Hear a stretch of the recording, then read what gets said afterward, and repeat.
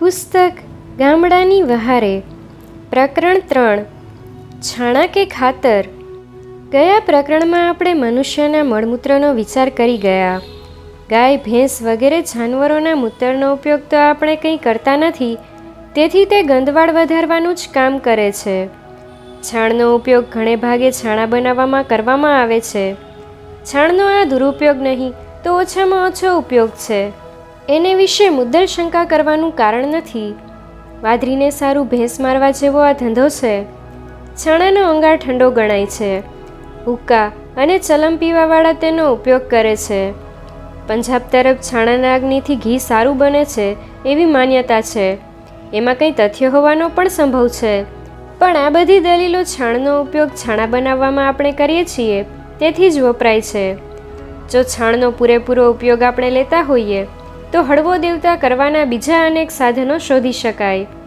જો એક છાણાની કિંમત 1 પાઈ થતી હોય તો છાણનો પૂરો ઉપયોગ કરવાથી 1 છાણા જેટલા છાણની કિંમત ઓછામાં ઓછી 10 ગણી છે.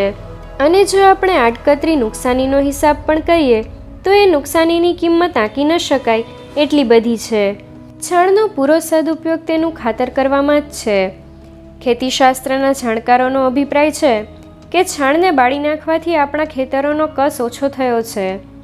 ખાતર વિનાનું ખેતર એ ઘી વિનાના લાડુ જેવું લુખું સમજવું. છાણને બાળીને રસાયણનું ખાતર વેચાતું લેનાર મૂર્ખ ખેડૂતો તો હિન્દુસ્તાનમાં નહીં જ હોય એમ હું માની લઉં છું. અને રસાયણના ખાતરની કિંમત છાણના ખાતરની સાથે સરખાવતા ઘણી ઓછી છે એમ પણ ખેડૂતોની માન્યતા છે. રસાયણિક ખાતરોનો જેમ લાભ છે તેમ ગેરલાભ પણ છે. જો કે શાસ્ત્રજ્ઞોના પ્રયોગો હજુ પૂરા નથી થયા તો પણ તેઓમાં ઘણા એમ માને છે કે રસાયણિક ખાતર વાપરીને જથ્થો ઘણીવાર વધારાય છે, ઘણીવાર શોભા વધારાય છે, પણ ગુણની તો હાનિ થાય છે.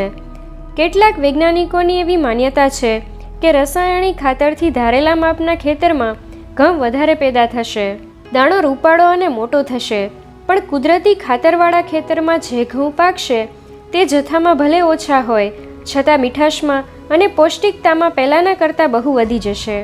અને સંભવ એવો છે કે પૂરતી શોધ થયા પછી રસાયણિક ખાતરની કિંમત આજે જેટલી આંકવામાં આવે છે તેમાં ઘણો ઘટાડો થાય.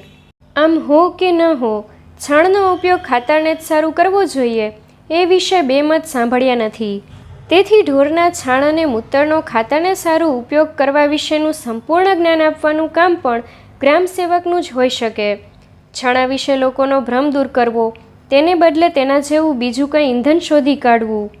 છાણ અને ગૌમૂત્રની ખાતર તરીકેની કિંમત અનેક પ્રકારે સમજાવવી અને તે સમજાવવા પૂરતું જ્ઞાન મેળવી લેવું એ સ્વયંસેવકોનું કર્તવ્ય છે. આ આખો વિષય જેટલો રસિક છે તેટલો જ લાભદાયક છે અને ઉદ્યમી સંશોધકોને સારું તેમાં જ્ઞાનનો ભંડાર રહેલો છે.